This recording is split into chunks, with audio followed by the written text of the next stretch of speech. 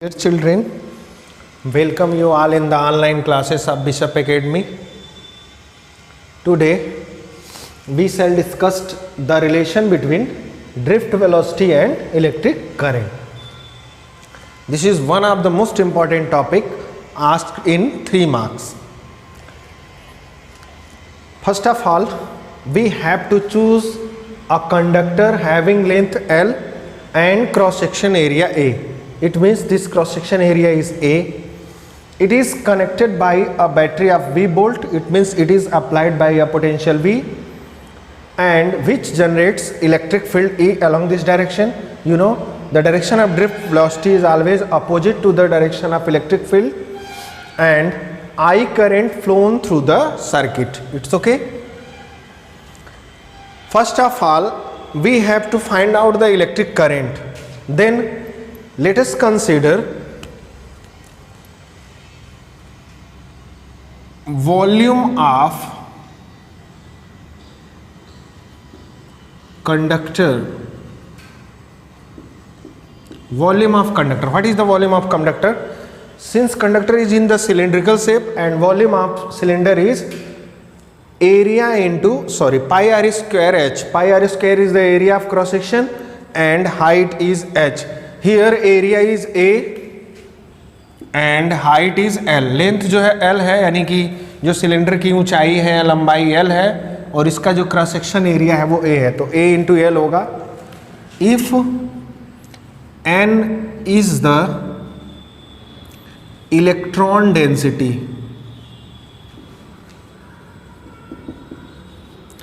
In the conductor,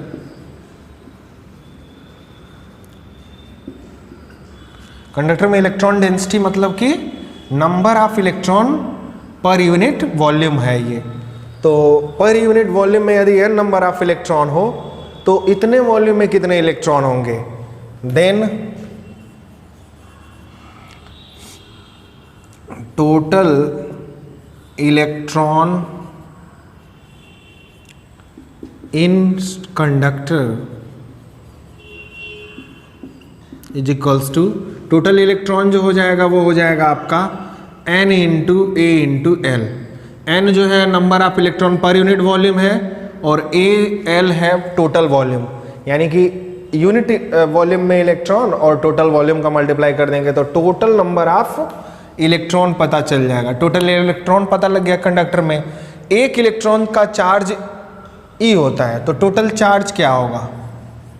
total charge that is Q equals to होता है N into E. Total number of electron है N into A into L, और एक electron का charge होता है स्मॉल e. तो ये हो गया टोटल चार्ज, यानी कि इस कंडक्टर में जो टोटल चार्ज है वो N into A into L into ई है. ये हमें पता लग गया total charge. Since V is the applied potential,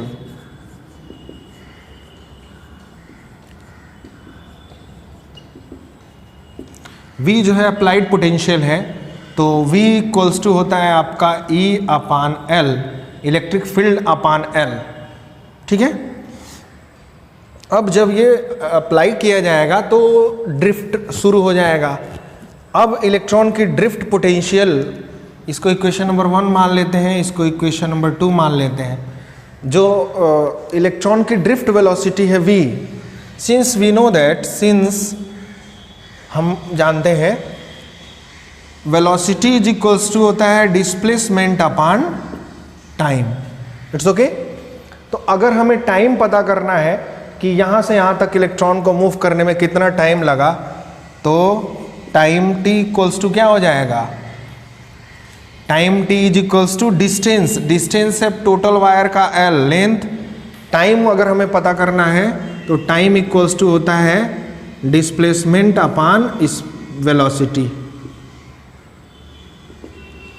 displacement जो है, अगर कोई चार्ज यहाँ से यहाँ तक आता है तो कितना डिस्प्लेसमेंट होगा? L. और वेलोसिटी जो है वो ड्रिफ्ट वेलोसिटी से आता है, vd. It's okay. L ही रहने देते हैं, और vd का जो वैल्यू होता है सॉरी ये रहने देते हैं वीडी के टर्म में ही, इसी को रहने, इसको इक्वेशन नंबर 3 हम सपोज कर लेते हैं। Okay, now current I is equals to होता है Q upon T।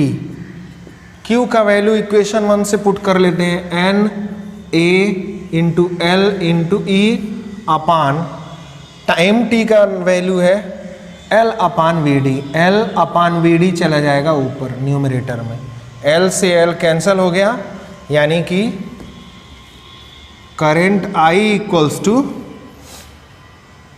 NAE VD, NAE VD। This is the relation between electric current I and drift velocity VD। यही जो है मेन रिलेशन है NAE VD, जहां पर N क्या है, number of electron per unit volume inside conductor, A is area of cross section, E is charge of one electron which is 1.6 into 10⁻⁻19 and VD is drift velocity. If we replace the drift velocity, अगर हम drift velocity को हटाते हैं, electric field के term में ले आना चाहते हैं, तो I इक्वल्स टू मिल जाएगा हमें NA स्मॉल e, VD का वैल्यू होता है E capital E tau upon M। ठीक है, जहाँ मास ऑफ इलेक्ट्रॉन है, ये चार्ज ऑफ इलेक्ट्रॉन है। VD को अगर हम रिप्लेस करें तो यहाँ से हमें मिल जाएगा NA E square electric field E tau upon. ये आपका करंट और इलेक्ट्रिक फील्ड के बीच रिलेशन रहा, करंट और इलेक्ट्रिक फील्ड के बीच हो गया, और ये जो है आपका ड्रिफ्ट वेलोसिटी और करंट के बीच हो गया। अगर मोबिलिटी और करंट के बीच हम पूछें तो I इक्वल्स टू होता है NAE VD। ध्यान रखिए, मोबिलिटी म्यू इक्वल्स टू होता है VD अपान E। यहाँ से हम चाहे तो VD के प्लेस पर म्यू इंटू E लिख सकते हैं, तो VD के प्लेस पे हमने पुट कर दिया mu into E। It's okay. तो ये हमारा आ गया मोबिलिटी, करंट और इलेक्ट्रिक फील्ड में रिलेशन। ये मोबिलिटी है, इलेक्ट्रिक फील्ड और करंट में रिलेशन। तो मेन यही रिलेशन है, लेकिन VD को अगर हम ओरिजिनल वैल्यू VD का सब्स्टिट्यूट कर देते हैं तो हमें इलेक्ट्रिक फील्ड के टर्म में मिल जाता है, और मोबिलिटी भी अगर पुट कर देते हैं तो हमें इलेक्ट्रिक फील्ड के टर्म में मिल जाता है। This is the important relation between drift velocity and electric current. Okay, now let us study about Ohm's law. This is one of the most important law for this chapter, Ohm's law. You also learn in the class 10th. What is Ohm's law? According to Ohm's law, the current flowing through a conductor is directly proportional to the potential difference across the ends of conductor, provided the temperature, mechanical strain etc remains kept constant। यानी कि temperature, mechanical stress, strain, ये सब physical quantities अगर constant हो तो हमारा जो electric current होता है वो डायरेक्टली प्रोपोर्शनल होता है पोटेंशियल डिफरेंस के। यानी कि यदि आप करंट बढ़ाते हैं तो पोटेंशियल डिफरेंस बढ़ेगा। Mathematically it is written as I is directly proportional to V। But यहाँ पर एक प्रॉब्लम है, जो इलेक्ट्रिक करंट इंड्यूस होता है, जनरेट होता है किसी भी कंडक्टर में, वो पोटेंशियल डिफरेंस की वजह से होता है, ना कि पोटेंशियल डिफरेंस करंट की वजह से होता है। ध्यान रखिए, जब भी किसी वायर के थ्रू आप पोटेंशियल डिफरेंस पहले लगाते हैं, पहले क्या लगाते हैं? Potential difference. तब उसमें क्या फ्लो होता है? करंट। ना कि उसमें करंट फ्लो होता है तो पोटेंशियल डिफरेंस जनरेट होता है। तो अगर हम ये कहें कि करंट पोटेंशियल को जन्म देता है तो ये गलत है। Potential difference induces current. It means I is directly proportional to V is not relevant, whereas it is written as V is directly proportional to I. It means जो वोल्टेज होता है वो करंट के डायरेक्टली प्रोपोर्शनल होता है। यानी कि voltage को आप जैसे जैसे बढ़ाओगे करंट क्या होता जाएगा? बढ़ता जाएगा। तो हमने इसको जो है चेंज कर दिया, V is directly proportional to I। और इसका वजह ये है कि वोल्टेज करंट को जन्म देता है, न कि करंट वोल्टेज को इंड्यूस करता है। Okay, then it is written as V is directly proportional to I, and when we remove proportionality sign we use a constant R. Okay, V is equals to I into R, where R is proportionality constant,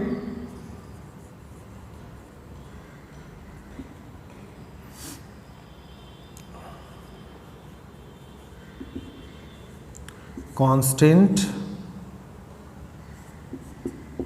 called resistance.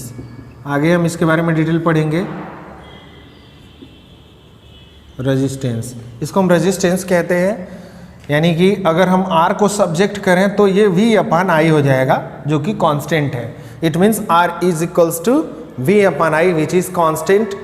अब potential और current का जो ratio होता है किसी भी conductor में वो हमेशा क्या रहता है, कांस्टेंट रहता है.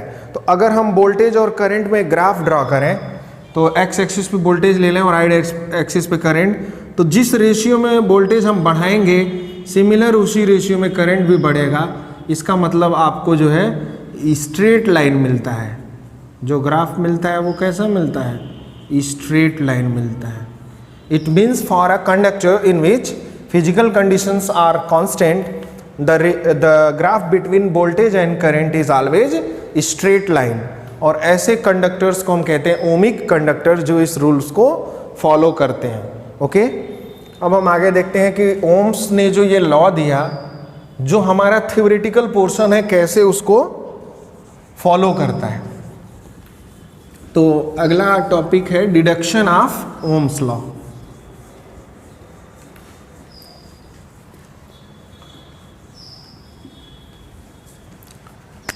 Deduction of Ohm's law.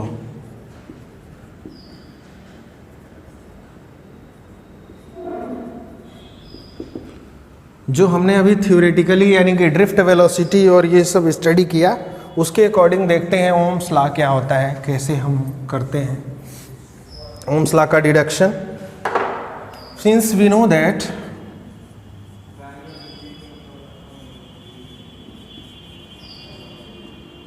VD is equals to क्या होता है, small e capital E tau upon m. यहाँ पर ये इलेक्ट्रॉन का चार्ज है, electric field, tau relaxation time, average relaxation time, m is the mass है. बट E इक्वल्स टू होता है V अपान L. यदि L लेंथ का कंडक्टर है और उस पर V पोटेंशियल अप्लाई है, E equals to V upon L होता है. यदि सब्सिट्यूट करें हम E के प्लेस पर, हमें मिलेगा VD equals to small E capital E के प्लेस पे हम पुट कर देंगे V tau upon ml. This is the value of drift velocity. This is equation number 1. Now we know that according to current drift relation I equals to ANE VD. Current और drift velocity की relation में हमें I equals to मिलता है ANE VD. VD का value यहाँ से equation 1 से सब्सिट्यूट करें तो मिल जाएगा ANE. VD का वैल्यू है small e capital V tau upon ml. Okay, this is the current. यहाँ से अगर हम रेजिस्टेंस जो होता है वो V अपान I होता है, ध्यान रखेंगे. Resistance R is equals to क्या होता है, V अपान I. तो V को यहीं पर हम रखते हैं, बाकी इधर इसको सब्जेक्ट करते हैं.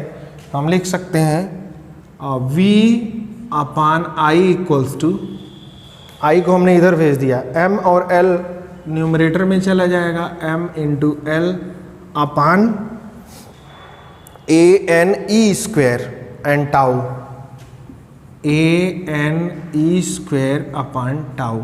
ये मिल जाएगा V upon I equals to. यहाँ से V को हमने यहीं रहने दिया, I को यहाँ पे लाएंगे तो डिनोमिनेटर में आ जाएगा.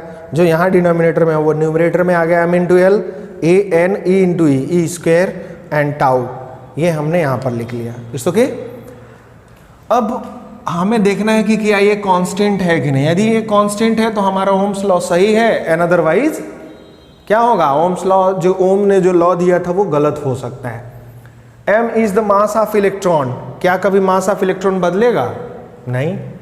लेंथ ऑफ कंडक्टर, मैंने पहले ही कहा है कि फिजिकल कंडीशंस को कांस्टेंट रखना है, यानी कि स्ट्रेन स्ट्रेस नहीं बढ़ना चाहिए, यानी लेंथ नहीं बढ़ेगा, एल भी नहीं बढ़ेगा, तो एल नहीं बढ़ेगा तो एरिया ऑफ क्रॉस सेक्शन भी नहीं बढ़ेगा, number of electron per unit volume ये भी नहीं बढ़ेगा, चार्ज ऑफ इलेक्ट्रॉन और रिलैक्सेशन टाइम, यानी कि इसमें मौजूद जितने भी क्वांटिटीज हैं ये सभी के सभी क्या हैं? कांस्टेंट हैं। तो अगर ये कांस्टेंट है तो ये वैल्यू भी कांस्टेंट होगा और v upon I equals to क्या मिल जाएगा आपको? कांस्टेंट। It's okay. और यही ओम्स लॉ कहता है, और जो ये कांस्टेंट होता है उसको हम कहते हैं r। इट्स ओके, यहीं पर हम लिख सकते हैं r। अगर इन दोनों इक्वेशन को कंपेयर किया जाए तो जो r इक्वल्स टू मिलेगा हमें वो मिल जाएगा ml upon a n e tau. ये जो होता है रेजिस्टेंस का वैल्यू होता है। m जो है मास ऑफ इलेक्ट्रॉन है, l लेंथ ऑफ कंडक्टर है, वायर का length, area of cross section है, n जो है number of electron per unit volume है, e चार्ज ऑफ इलेक्ट्रॉन है, एंड टाउ जो है वो रिलैक्सेशन टाइम है। यहाँ से अगर हम देखें तो अगर वायर का आप लेंथ बढ़ाते हो, l की वैल्यू बढ़ाते हैं तो रेजिस्टेंस क्या होगा? बढ़ेगा। 10th में आप पढ़े भी होंगे कि r is directly proportional to l। और अगर एरिया ऑफ क्रॉस सेक्शन बढ़ाओगे यानी उसकी मोटाई बढ़ाएंगे हम तो r की वैल्यू क्या होती है? घटती है। Hence it is proved that Ohm's law is correct.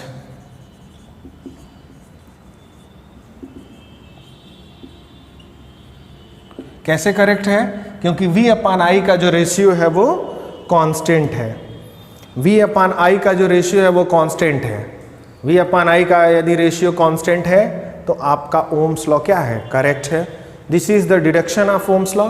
तो जब भी पूछता है ओम्स लॉ के साथ साथ ओम्स लॉ का डिडक्शन भी पूछता है यहाँ पर 12th में, तो 10th का हम नहीं देखेंगे, 10th से डिफरेंट है। यहाँ पर ओम्स लॉ भी पूछता है और साथ साथ में ओम्स लॉ का डिडक्शन भी पूछता है। Now today's class is over. You have to make the notes of this topic in your notebook, and if you have any query related to this topic, just ask on Google Classroom or WhatsApp, and assignment of this class will uploaded on the Google Classroom and WhatsApp also. Thank you.